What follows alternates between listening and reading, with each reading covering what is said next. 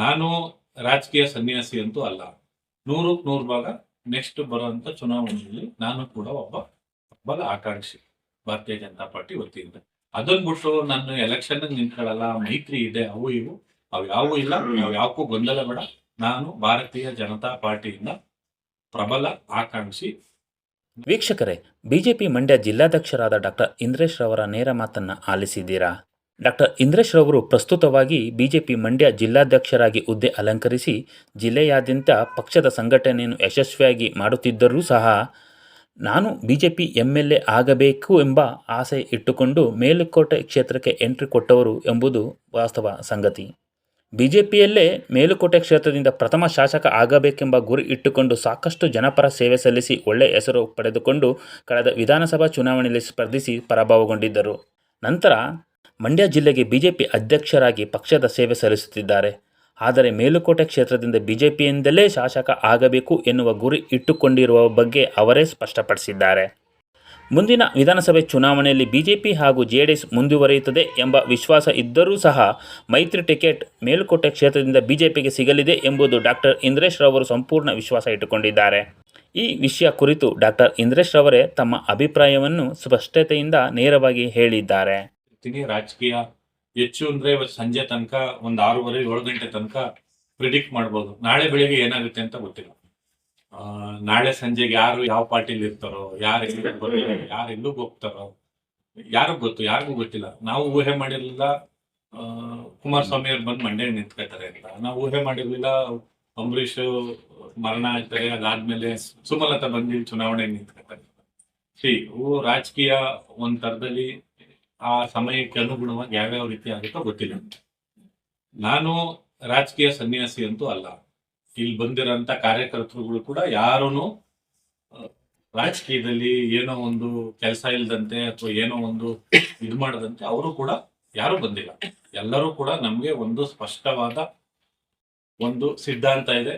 ನಾವು ದೇಶಕ್ಕಾಗಿ, ನಮ್ಮ ಧರ್ಮಕ್ಕಾಗಿ, ನಮ್ಮ ಭಾರತ ದೇಶದ ಉಳಿವಿಗಾಗಿ ನಾವೆಲ್ಲ ರಾಜಕೀಯ ಮಾಡ್ತಾ ಇದ್ವಿ.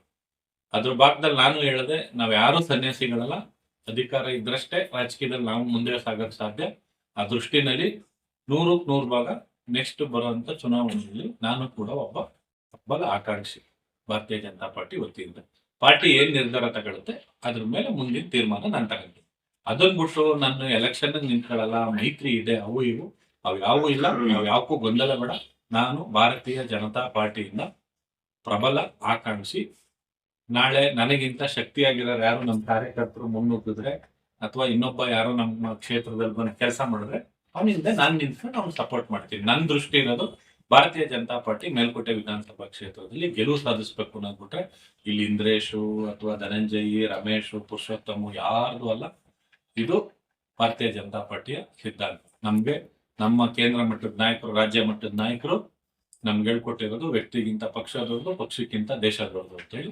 ಆ ದೃಷ್ಟಿನಲ್ಲಿ ದೇಶಕ್ಕೋಸ್ಕರನೇ ಕೆಲಸ ಮಾಡ್ತೀವಿ, ನಮ್ಮ ಧರ್ಮಕ್ಕೋಸ್ಕರನೇ ಕೆಲಸ ಮಾಡ್ತೀವಿ, ನಮ್ಮ ಭಾರತ ಮಾತೆ ಉಳಿಗೋಸ್ಕರ, ನಮ್ಮ ಏನು ಸಂಸ್ಕೃತಿ ಸಂಸ್ಕಾರ ಇದೆ ಅದು ಉಳ್ಸಕ್ಕೋಸ್ಕರನೇ ಕೆಲಸ ಮಾಡ್ತೀವಿ. ಸರ್, ಮೈತ್ರಿ ಮೇಲ್ಕೋಟೆ ಕ್ಷೇತ್ರಕ್ಕೆ ಇಕ್ಕಟ್ಟಾಗಲ್ವಾ ನಿಮ್ಗೆ?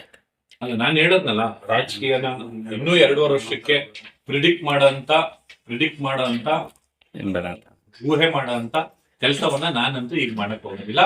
ನಾನು ಸದ್ಯಕ್ಕೆ ಭಾರತೀಯ ಜನತಾ ಪಾರ್ಟಿಯನ್ನ ಮೇಲ್ಕೋಟೆ ವಿಧಾನಸಭಾ ಕ್ಷೇತ್ರದಲ್ಲಿ ಇನ್ನೂ ಹೆಚ್ಚು ಸದೃಢವಾಗಿ, ಇನ್ನೂ ಹೆಚ್ಚು ಕಾರ್ಯಕರ್ತರ ಜೊತೆನಲ್ಲಿ ಕಟ್ಟಿ ಬೆಳೆಸೋಂತ ಕೆಲಸವನ್ನ ಪ್ರಾಮಾಣಿಕವಾಗಿ ಮಾಡ್ತೀನಿ. ಅಲ್ಲ, ನಾನು ಭಾರತೀಯ ಜನತಾ ಪಾರ್ಟಿ ಅಧ್ಯಕ್ಷ.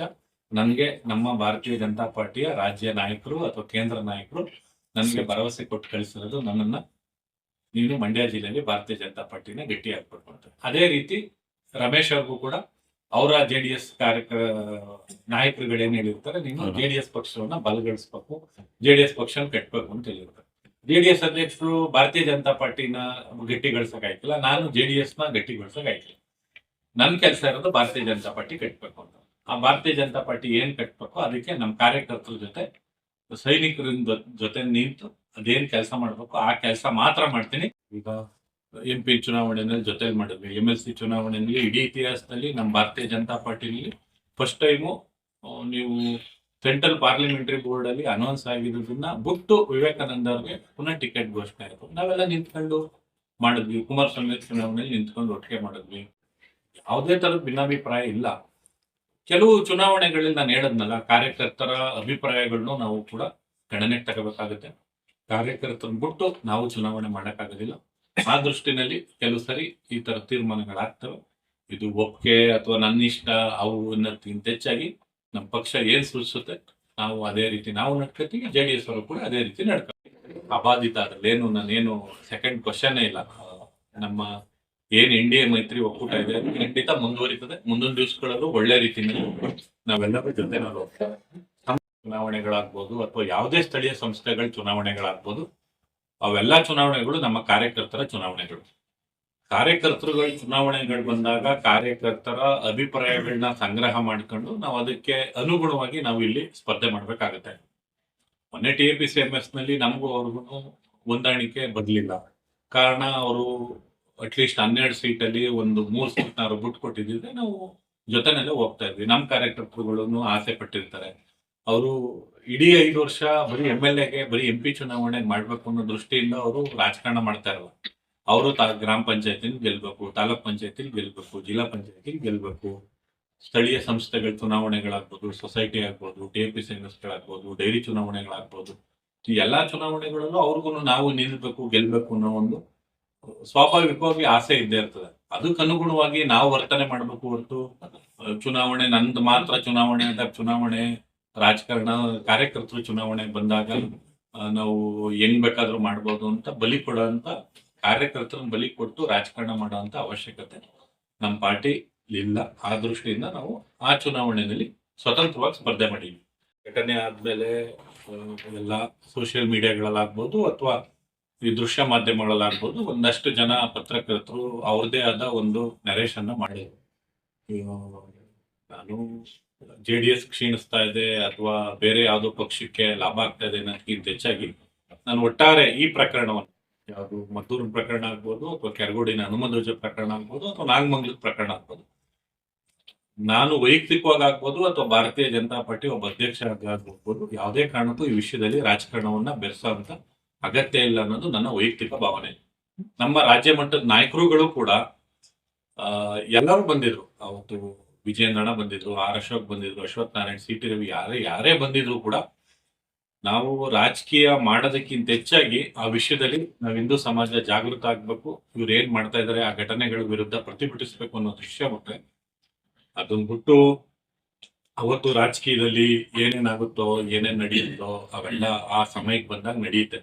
ಆದ್ರೆ ಭಾರತೀಯ ಜನತಾ ಪಾರ್ಟಿ ಆ ಘಟನೆಗಳಿಂದ ಅಂತಲ್ಲ, ನಾವು ಮಾಡ್ತಾ ಇರೋ ಕೆಲಸದಿಂದ, ನಾವು ಮಾಡ್ತಾ ಇರೋ ಸಂಘಟನೆಗಳಿಂದ, ಇವತ್ತು ನಮ್ಮ ನೆಚ್ಚಿನ ಪ್ರಧಾನಮಂತ್ರಿಗಳಾದ ನರೇಂದ್ರ ಮೋದಿ ಅವರು ಮಾಡ್ತಾ ಇರೋ ಕೆಲಸಗಳಿಂದ ಇವತ್ತು ಭಾರತೀಯ ಜನತಾ ಪಾರ್ಟಿ ಅತ್ಯಂತ ಬಲಿಷ್ಠವಾಗಿ ಸದೃಢವಾಗಿ ಮಂಡ್ಯ ಜಿಲ್ಲೆನಲ್ಲಿ ಮುನ್ನುಗ್ತಾ ಇದೆ ಅಂತ ಹೇಳೋದಕ್ಕೆ ಇಷ್ಟಪಡ್ತೀನಿ.